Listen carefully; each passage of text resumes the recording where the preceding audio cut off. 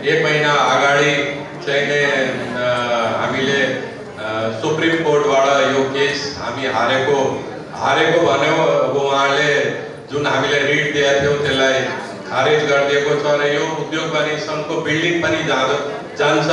त्यसमा हामी मुख थुनेर कुरा हामी नगरौँ र मेरो जान्छ, मेरो घर जान्छ, मलाई त्यससँग सरोकार छैन। तर यो हाम्रो पूर्वजहरूले सञ्चित गरिएको यो चाहिँ बिल्डिङ हो र हामीले एक पैसा जोडेर यो बिल्डिङ बनाएका छौँ। त्यसैले यसलाई जोरदार रूपमा एउटा वीरगन्जलाई जति आवश्यकता छ त्यति हामी तोडौँ। म भन्दिनँ यसमा यति र उति भनेर, तर हामीसँग bypass, inner bypass, railway road, यहाँ थुप्रै व्यवस्था छ। यो मेन रोडलाई भत्काएर आज हाम्रा यहाँका जुन नगर पिता उहाँले, म नामै लिएर बोल्छु, उहाँले जुन डिसिजन्स गरिराख्नु भएको छ त्यो गलत हो र त्यसको विरोध हामीले सम्पूर्ण उद्योगपति व्यापारीले गर्नुपर्छ भन्ने म यही मञ्चबाट उद्घोष पनि म गर्न चाहन्छु।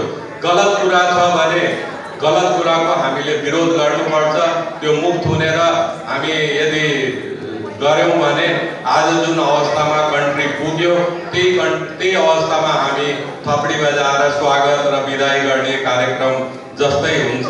त्यसैले मेरो एउटा यो आग्रह पनि छ, म कसैको विरोध गरे होइन, तर विरोधको परम्परा कस्तो भने सुप्रिम कोर्टले डिसिजन गरेको छ, उहाँले पहिले नै आफ्नो डिसिजन सुनाइसक्नु भएको छ, म तोड्छु भनेर। त्यो रोड डिपार्टमेन्ट अन्तर्गतको कुरो हो भने उहाँले त्यसलाई भत्काउने र बिगाड्ने र जोड्ने भन्ने कुरो उहाँको जिम्मामा आउँदैन, उहाँले सहयोग गरिदिने मात्र हो।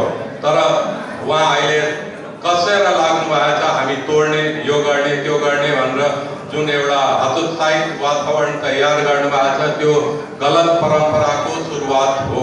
यसरी भविष्यमा गर्ने हो भने वीरगन्ज कहाँ पुग्छ त्यसको कल्पना चाहिँ गर्न सकिँदैन। समस्या धेरै छ। आज यो हाम्रो लागि बडा अवसरको दिन पनि हो। त्यसैले म यहाँ धेरै कुराहरू राख्ने इच्छा भएकोले पनि म यही आफ्नो शब्द विराम दिन चाहन्छु। धन्यवाद। तर वीरगन्जको एउटा जल्दोबल्दो समस्या छ साथीहरू।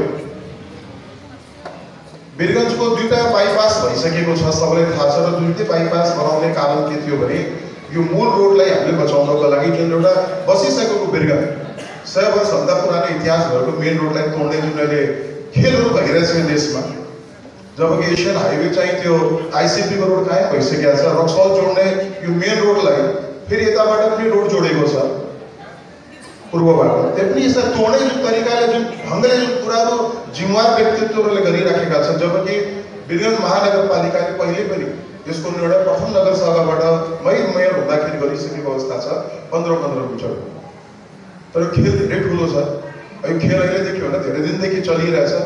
जुन ढङ्गले चलिरहेछ त्यो ढङ्ग राम्रो होइन। त्यसमा वीरगन्ज महानगरपालिकाको अहिलेको जुन आफै गरेको निर्णयप्रति जुन विरोधाभासको कुराहरू आइरहेका छ, त्यसमा वीरगन्ज उद्योग वाणिज्य सङ्घले पक्कै नै यसलाई सिरियसली लिएर र जुन उठीवास भइरहेछ 1100 भन्दा बढी व्यवसायी साथीहरूको, त्यसको हितमा लड्नेछ भन्ने मैले विश्वास लिएको छु।